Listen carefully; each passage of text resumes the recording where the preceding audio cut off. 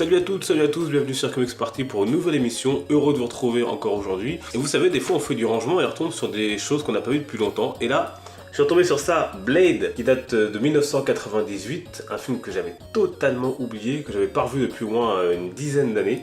Et donc je me suis fait un plaisir de le revoir et je me suis dit tiens, ça ferait un bon sujet de vidéo. Alors c'est parti. Quand on parle du retour en force des films de super-héros au cinéma, on parle le plus souvent du succès de X-Men ou de Spider-Man 1 de Sam Raimi. Mais ce serait oublier le film Blade sorti en 1998 et qui, le premier, a ouvert la voie à ces films avec de bons résultats au box-office. Le film produit par New Line Cinema a en effet rapporté 131 millions de dollars pour un budget de 45 millions. Blade y est ici interprété par Wesley Snipes et se passe donc dans un monde où les vampires vivent parmi nous. Parmi eux, Deacon Frost, prêt à tout pour diriger le monde, mais c'est sans compter sur Blade, guerrier mi-humain, mi-immortel, qui possède les forces des vampires, mais aucune de leurs faiblesses. Et le film est plutôt bon, surtout la première partie qui installe les protagonistes et les enjeux. Et Wesley Snipes est vraiment badass dans son rôle. En revanche, bémol pour les effets spéciaux qui ont plutôt très mal vieilli. Mais le film comporte pas mal de différences avec le personnage des comics, créé en 1973 par Marv Wolfman et le dessinateur Jan Kola. Il était à ses débuts un personnage secondaire du titre d'horreur Tomb of Dracula. Dans le comics, il est britannique alors que le film transpose lui l'histoire à Chicago. La mère de Blade a été mordue par le vampire Deacon Frost peu avant son accouchement. Elle meurt en lui donnant la vie. Il cherche à se venger et devient donc chasseur de vampires. Côté capacité, Blade a donc tous les pouvoirs des vampires sans en avoir les inconvénients. Il est totalement immunisé contre leurs morsures, peut vivre le jour et peut repérer ces derniers à la vue. Il est agile et plus rapide que n'importe quel être humain.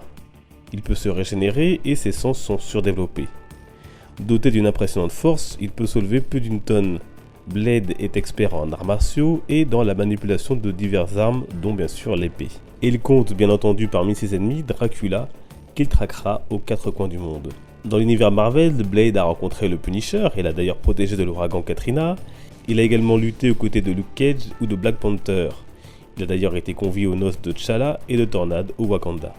La sortie du film Blade a changé la donne côté comics. Après son succès dans les salles obscures, les auteurs vont chercher à se rapprocher du personnage qui y est présenté pour les comics. Ensuite suivront encore deux films, Blade 2 en 2002 et Blade Trinity en 2004.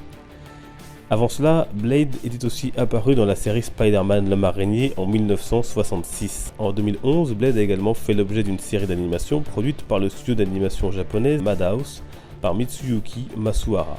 Il a également eu droit à une série pour la chaîne américaine Spike TV. Côté comics, voilà encore un héros dont vous trouverez malheureusement peu de VF. Côté cinéma, Marvel a récupéré les droits depuis 2013 et Wesley Snipes a fait savoir qu'il était partant pour reprendre son long manteau de cuir avec ce tweet.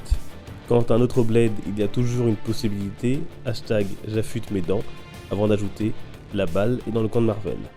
Voilà donc pour ce film Blade que je vous encourage à voir ou à revoir si vous ne l'avez pas encore vu ou revu et à me dire dans les commentaires d'ailleurs ce que vous en avez pensé de ce film Blade. On se retrouve ce week-end pour une nouvelle vidéo, ce qui me permet d'ailleurs de passer une grosse dédicace à Arthur, grâce à qui l'émission de dimanche aura lieu normalement. Un grand merci à lui. On se retrouve donc dimanche, d'ici là portez-vous bien, n'oubliez pas de nous rejoindre sur Facebook et Twitter, les liens sont dans la description, et puis de vous abonner à la chaîne, de mettre un petit pouce bleu si cela vous a plu et intéressé. On se retrouve donc dimanche, portez-vous bien, les comics sont une fête, ciao.